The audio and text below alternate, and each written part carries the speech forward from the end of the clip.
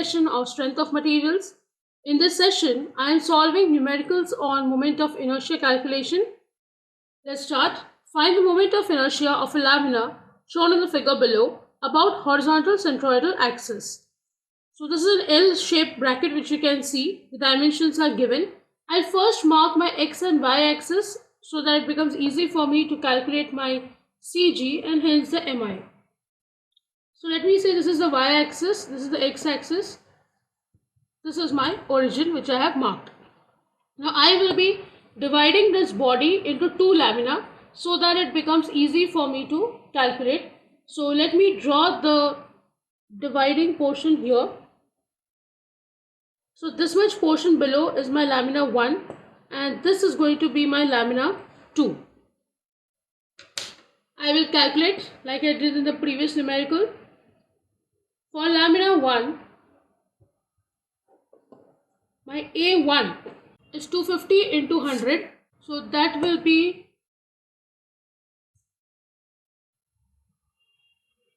25,000 mm square. Next I'll calculate x1 and y1. So when I talk about x1, this will be half the distance of 250. So it is 250 by 2, which is 125 mm. Now I am supposed to calculate about the horizontal axis, which means here. I will also calculate for the vertical centroidal axis for you. So in case you are required to solve that, you can do it as well. So for that reason, I am calculating both x1 and y1. So y1 will be half of this 100, which is 50 mm. Next, I'll go for lamina 2. For lamina 2, my area, now look carefully, this total height is 300, this much portion is 100. So which I already cut off because I consider it inside my lamina 1.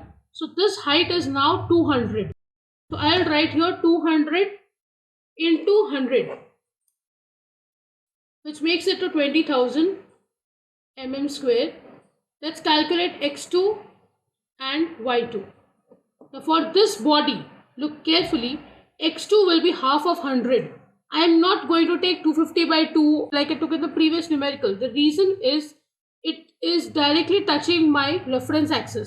So from reference axis directly, if I get the distance, I don't have to bother about any other distance. So I will write here it is 100 by 2, which is 50 mm. Let's talk about the y distance. Here if you observe, it should be 200 by 2. But also this 100 is to be considered because it has to be from the reference axis. So this will be 100 plus 200 by 2, which makes it to 200 mm. Now I will go for calculation of x bar, which is a1 x1 plus a2 x2 upon a1 plus a2. This makes it to 91.67 mm. Also I'll calculate my y bar, which is a1 y1 plus a2 y2 upon a1 plus a2. When you solve this by substituting the values that we have calculated, you will get y bar as 116.67 mm. So this is my position of G, x bar, y bar for the body. Now we will obviously be calculating moment of inertia about G. So let's first mark this position of G.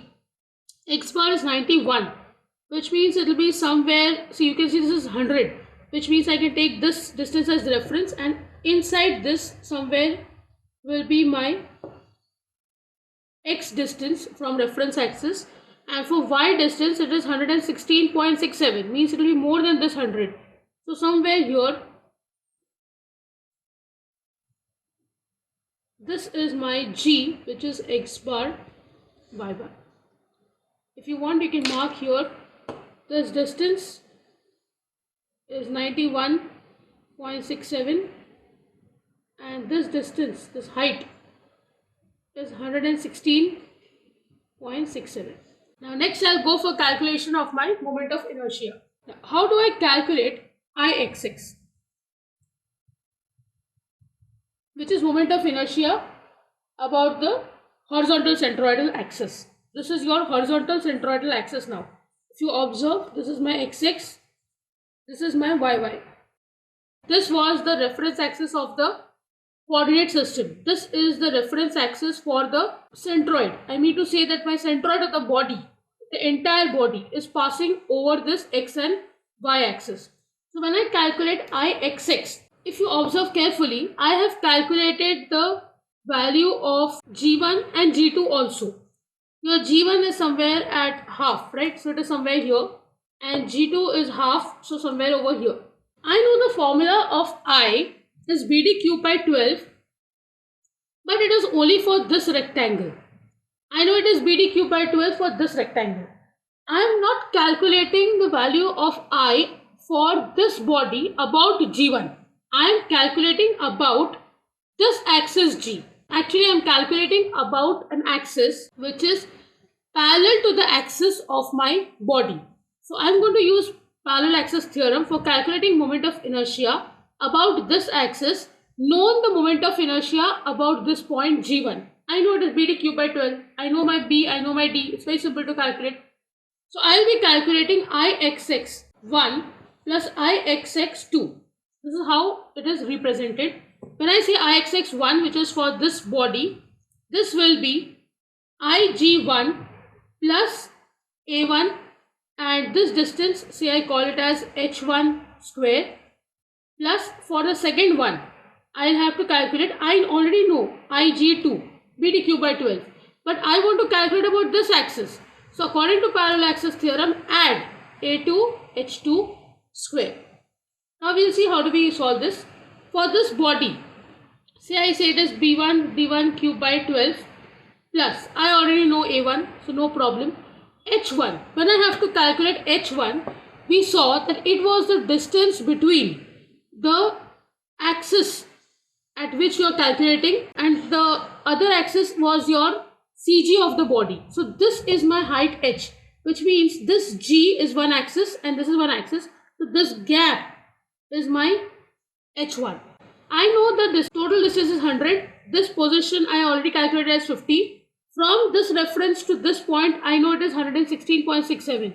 So this is actually 116.67 minus 50. The whole square. When I talk about Ig2, that is for this body, again I know the formula will be B2 D2 cube by 12. I am taking 2 to just segregate between these two terms, plus area A2 is known to me, H2. For H2, I will take the gap between G2 and G this time. So this height is H2. For that, from here to G2, I already know the value. This value is 200. And this much gap is what I have to calculate. So I'll take this distance, 116.67, which is the height of G from this reference axis. So this H2 is 200 minus 116.67 and the whole square has to be taken.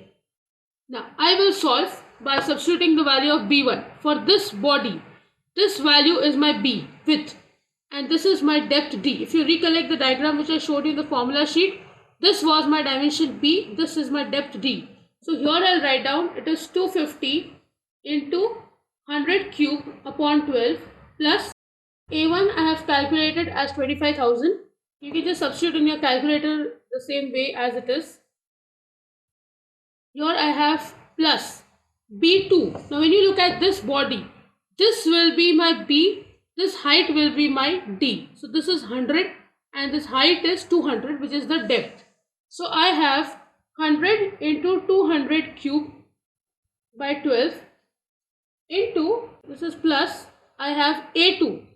A2 is 20,000, which is multiplied with 200 minus 116.67, the whole square. Now when you substitute this in your calculator, you will get the value of Ixx as 205.54 into 10 raised to 6 mm raised to 4. This is my value of Ixx. Same way you can calculate for Iyy. When I calculate Iyy, for this body again it is Iyy1 and for this body it will be Iyy2. For solving that, for this body, the formula will be For IYY 1, only for this body, it will be D1 B1 cube by 12, if you recollect the formula, plus A1. Now I have taken H1 in the previous one. Let me take it as, either you can take same H1, but since it's the same diagram, it will be difficult to manage with two H1 and H2. I can just write down, this is say L1 square, and for here, this one, I have D1, okay, D2 B2 cube by 12 plus A2 say it is L2 square. Instead of H, I am using L. Now for solving, I'll start with the first body. You know this is B, this is D. So I can directly substitute 100 into 250 cube by 12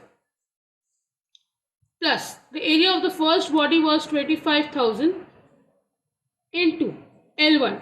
Now for L1, again I'll do the same logic. I will be taking the distance between this G and G1. Now the gap will be in terms of X. So from here to here, I know the gap is 125, and from here to here, that is G, I know it is 91.67. I'll just take a square. Next I'll think about body 2. When I go to body 2, this is my D, this is my B. So I will have 200 into 100 cube by 12 plus A2 is 20,000, and I'll have L2. For L2, the distance should be between G's axis and G2's axis. I know G is from here to here at 91.67, and from this axis G2 was 100 by 2, which is 50. So this total will be 91.67 minus 50, the whole square. Now when you solve this together, all of it, you will get the answer as 209.37 into 10 raised to 6 mm raised to 4. So that's how we have calculated Ixx and Iyy. Let's take up another question now. Determine moment of inertia of a section shown in the figure below about the horizontal centroidal axis. Now you can see this is the T section which is given. I need to first mark my X and Y axis. So let me take it down to this position here. This is my X axis. Here is my origin, and this will be my Y axis. So with reference to this, I am going to calculate my centroid of the body. Now first I will divide this body into two laminas. As you can see, this distinction line is already given. So what I'll do is, this much portion is my first lamina, this is my second lamina. I will start with calculation of area and X and Y values. I'll start for lamina 1. A1 for this body is 200 into 20, which will make it to 4000 mm square. Then I'll go for calculation of X1 and Y1. If you look at this body, for this much portion, if I calculate half the distance, I also need to know this distance. So rather than that, I'll directly take 200 by 2, which will make the centroid of this body. This is actually symmetric about this axis, you know. So you will have 200 by 2, which makes it to 100 mm. And next I'll calculate the value of Y. So that will be 200 by 2, which makes it to 100 mm. So somewhere here is my G1 at the center, 100, 100. Then I'll go for my lamina 2.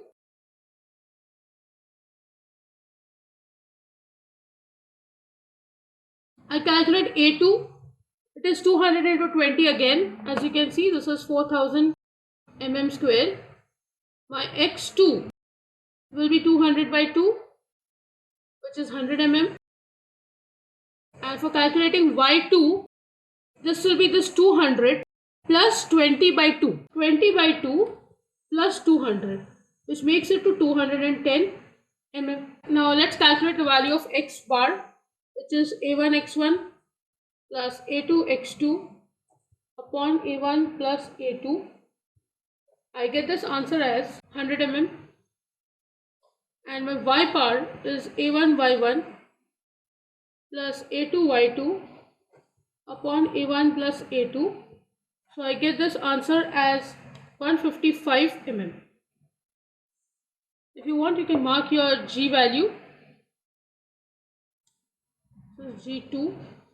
This is my value of G, which is x bar comma y bar. I'll mark in the diagram. X bar is 100, which means it is along this straight axis on which my G1 and G2 both are lying. And when I talk about y bar, it is at 155. This is 100, so it is little more than that. So I'll just mark here. This is my G. It is x bar, y bar.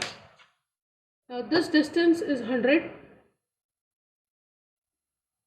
And this height is 155 mm. Next, I'll go for calculation of Ixx and Iyy. Like in the previous problem, when I talk about Ixx, it will be Ixx1 plus Ixx2. Now, when I solve this for the first body, let's observe. My G1 and G both are at a different distance for calculating about the x-axis. So when it has to rotate about x-axis, I can see there is a gap between these two. So obviously parallel axis theorem has to be used. I will write down it is Ig1 plus A1 H1 square plus Ig2 for the second body. Again I can see there is a gap between G1 G2 with respect to x-axis. So I'll write A2 H2 square. When I talk about the first body, which is over here, this is G. So I will have B1 D1 cube by 12 plus A1 H1 square plus for the second body, it is again B2 D2 cube by 12 plus A2 H2 square. Now let's substitute for the first body. This is my B, this height is my D, depth. So I will take 20 into 200 cube by 12 plus the value of area is 4000. Now I need to calculate H1. H1 is this difference of height. You know this G1 is at a height of 100 and G is at a height of 155. So it's very simple. It is 155 minus 100 the whole square. Next I'll go for the second body. I will take B2 and D2. If you look at this body, this will be my B and this will be my D. So it is 200 into 20 cube by 12 plus I have A2 H2 square. A2 is 4000. For H2, I'll take the gap between G2 and G. You can see G is at a height of 155. G2 I have calculated as 210 as the height. So I'll take 210 minus 155.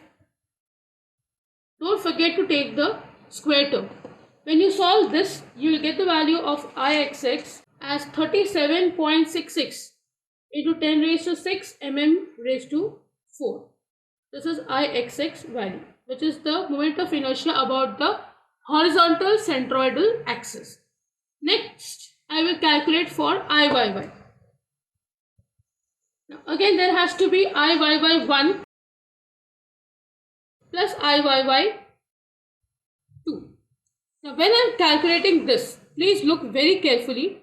My G1 and G are lying on the same centroidal axis, which means there is no gap between G and G1. So I cannot calculate the value of L1, L2, which I took in the previous problem. Which means that when my axis or when my body is symmetrical about any one axis, say here it is OY axis, in that case, that parallel axis theorem part is cancelled. So what remains is only dB cube by 12 as the formula is. So I will write here simply, it is D1 B1 cube by 12 plus D2 B2 cube by 12. Because even if you take this term now, H1 or L1, whatever you want to calculate, the gap is the same. Both are at the same value, which I can say is here. X1, X2 and X. All are having same value 100. See, even if I take a difference between them, it's 0. Which means parallel axis theorem is not required in this problem. Hence, this calculation of Iyy is little important. So, I just have to substitute these values and get the answer. You can see for the first body, D is 200, B is 20. And for the second body, D is 20, B is 200. So, I'll write here 200 into 20 cube by 12 plus 20 into 200 cube by 12. When I solve this, I get 13.467 into 10 raised to 6 mm raised to 4. So this is the advantage of having one axis symmetrical, such that when you have one value equal x1, x2, x bar, or y1, y2, y bar, directly you can say that no parallel axis theorem is required. I will directly add both of them and I will get the answer. Let's take up last numerical on this topic now. An eye section is 240 mm deep. You can see the dimension is given, and its flanges, these are the flanges, are 160 mm by 10 mm. So this is given as 160 by 10. This is also 160. As shown in the figure below, calculate the moment of inertia. So I will start with demarcating my body first. This is my first lamina, second lamina, and third lamina. Also, this is my origin, and I'll have my x-axis here. And let me mark this as my y-axis. I will start with calculation for my first lamina. So for lamina 1,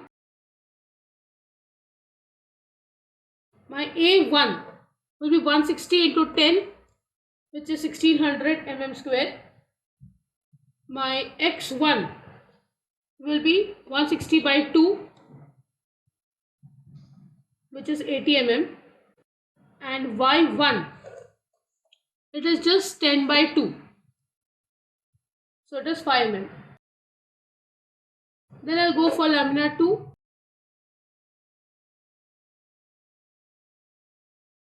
When I talk about this web portion, here you can see my area will be this much dimension, which is 10 into this height. Now look carefully, this total distance is given as 240.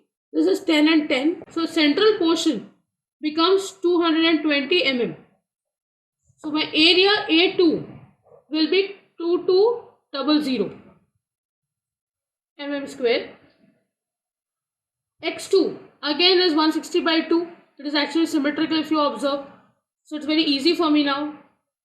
And Y2, this height will be 220 by 2 plus 10. So 220 by 2 plus 10, which makes it to 120 mm. Next I'll go for lamina 3.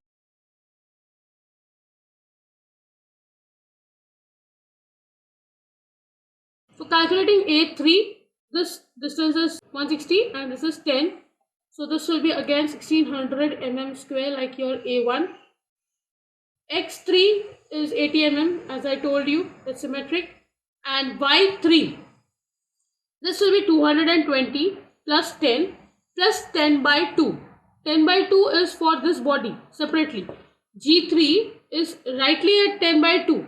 But from the reference axis, it also has to add up 230 more. So this becomes 235 mm. So I think you can calculate this now. I'm not writing it again.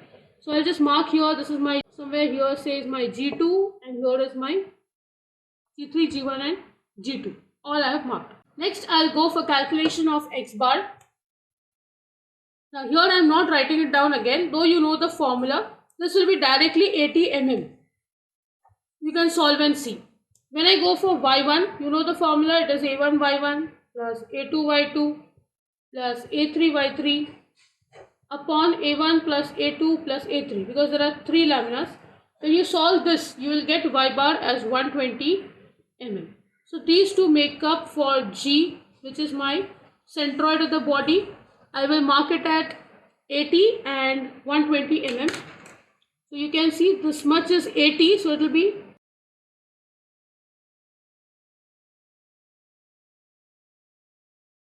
it is passing through this point, and 120 means it will actually pass through G2 because that distance is also 120. So this is actually my G. I'll just mark the distance here, 80 mm, and this height is 120 mm, which is my x bar comma y bar.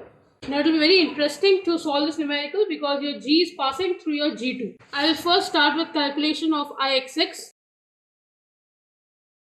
It will be Ixx1 plus Ixx2 plus Ixx 3. When I go for the first body, x means you are rotating about your x-axis, so the distance will be of y. Now you can see there is a distance between g1 and g. G is here. So obviously I will have here b1 d1 cube by 12 plus I have a1 h1 square. When I go for the second lamina, please be very careful here. This portion is very important because there is no parallel axis theorem as G is overlapping with my G2. So I will just write B2 T2 cube by 12.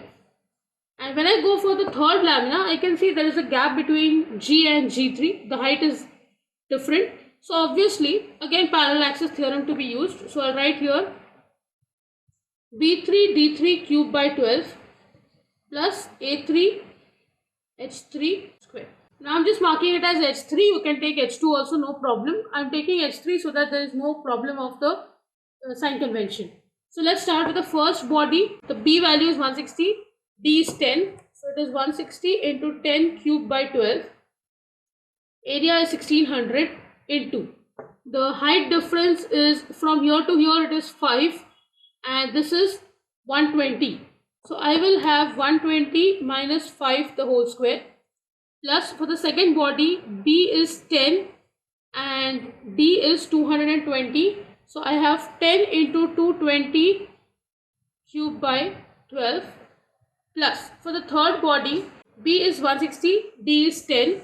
So I have 160 into 10 cube by 12 plus A3 is 1600 and the gap you can see from here to G3 the value was 235 and from here to G the value is 120. So I will have 235 minus 120 square.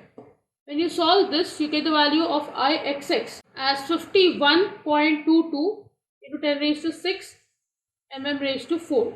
This is my Ixx. Next, I'll go for calculation of Iyy. When I solve for Iyy, I will write down it is Iyy1 plus Iyy2 plus Iyy3. You can see that there is no gap between x1, x2, x3 and x bar. The reason is they are all lying at the same position. So no requirement of parallel axis theorem. I can directly use the formula d1 b1 cube by 12 plus d2 b2 cube by 12 plus d3 b3 cube by 12. I'll solve this by substituting the values. For the first body, D is 10, B is 160.